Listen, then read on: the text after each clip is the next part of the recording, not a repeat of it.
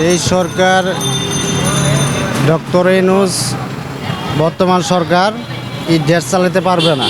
আওয়ামী লীগ সরকার তো উন্নয়ন করছে ঠিক আছে, কিন্তু জনগণের টাকা নিয়ে উন্নয়ন করছে। আমগো জনগণের মাইরে উন্নয়ন করছে না, তোর বাপের করে টাকা না, আমাদেরই টাকা। অন একটা জিনিসে একটা দাম বাড়াইতেছে, যারা চাকরিজীবী তারা চলতে পারতেছে, 1 লাখ 1.5 লাখ 60,000 90,000 টাকা বেতন ধরছে, এরা তো চলতে পারতেছে। কিন্তু আমরা তো গরিব মানুষ, অসহায় মানুষ, আমরা তো চলতে পারতেছি না। একটা সাবান কিনবার গেলে 50 থেকে 48 টাকা নাকি। সয়াবিন তেল দাম বাড়তি, পেঁয়াজ দাম বাড়তি, রসুন দাম বাড়তি, চাউল দাম বাড়তি, সব কিছুর দাম বাড়তি করে দিছে। অন্য আমরা কাজ কাম করতে পারি না।